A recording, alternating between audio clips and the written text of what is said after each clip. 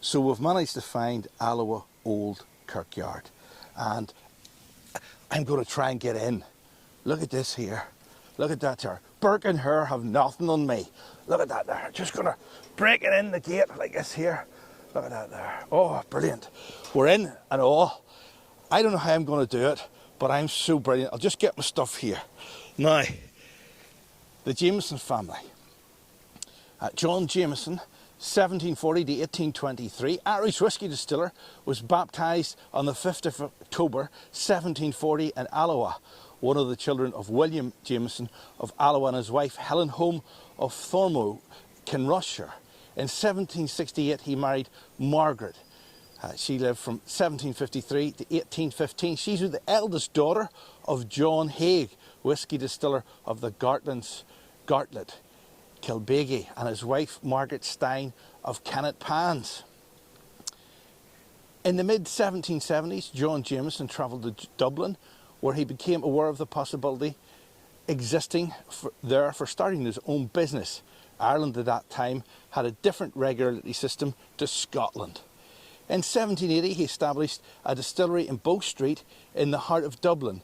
The site developed into the firm of John Jameson and Sons, and the famous whisky produced there became globally recognised.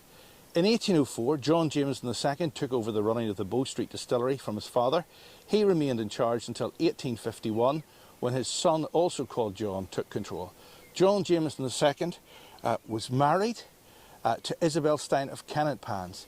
And all four of John Jameson's sons followed into the distilling world, with John Jameson II installed at Bow Street. His younger brother William was distilling across the River Liffey at Marrowbone Lane. After William's early death in 1802, a third son, James, took over William's interest in the distillery. Although the firm still carried William's name, the two distilleries worked independently and were in fact rivals. A fourth son, Andrew, who had a small distillery at Enniscorthy, County Wexford, was the grandfather of none other than Guglielmo Marconi, the inventor of the wireless telegraphy. Now, if you wonder how I know all this stuff, it's because I'm reading it off this board here. Marty had to do the hard stuff. So, we're in Alloa, and we're at the grave of, really, some would say, what is Irish whisky. We're here at the grave of John Jameson. And John Jameson was actually born in Alloa. He was born here, and when he died, he was buried here, obviously. That's why we're here. What a lot of people don't maybe know is that Jameson was actually a solicitor. He was a lawyer. And he married into the Haig family. And he married a woman called Margaret Haig. Now, they had 16 children. Now, there was no Game of Thrones back in the day. So, they had this huge family. Now, the Haig family married into the Steens, and they were really the whisky monopoly. They were just the biggest whisky family, certainly in Scotland. But they had distilleries in Dublin, and Jameson moved across to Dublin to start running them. And he then founded his own distillery, and the legacy went on from there. Now, here he actually has, back in 1942, John Alloa Jameson, named after, obviously, the town that he originally came from.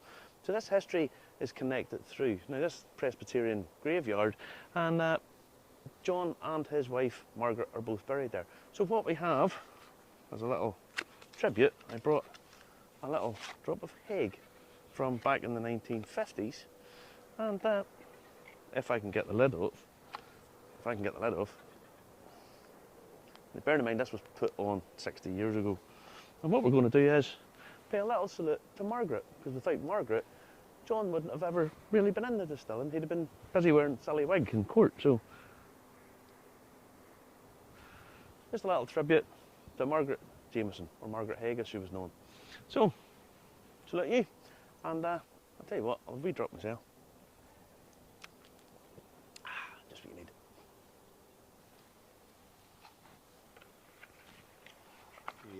Now, Jameson prospers. The 1814 Excise Act made it illegal to have a still of less than 500 gallons, and was a great boost to John Jameson and Son. It allowed them to seize the opportunity to invest and expand production. The Jameson's family passion for high quality standards, met by that time Alfred Bernard, none other, visited in 1886 Jameson Irish whiskey was already famous around the world. The distillery had expanded to cover more than 5 acres of ground and was producing around 1 million gallons annually. Now, should we try and get in? Yes. Oh, I'll try and get in. Oh. I'll give you a footy, Justin. Give us a foot up. Give us a foot up. Give us a foot up. Give us a foot up. Oh, no, no, no. It's too hurting me. Oh, oh, oh, oh, oh, oh, oh.